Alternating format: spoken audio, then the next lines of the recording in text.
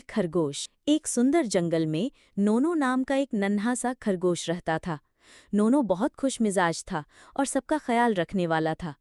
जंगल के सारे जानवर उसे बहुत पसंद करते थे।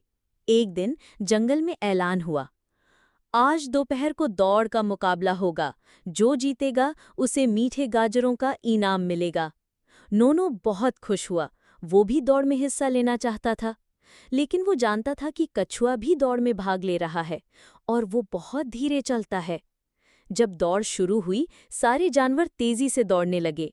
नोनो सबसे आगे था, लेकिन अचानक उसे रास्ते में कछुए की आवाज सुनाई दी।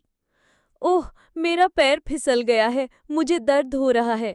नोनो रुक गया और सोचने लगा, क्या जीतना ज्यादा जरूरी है या किसी की मदद करना?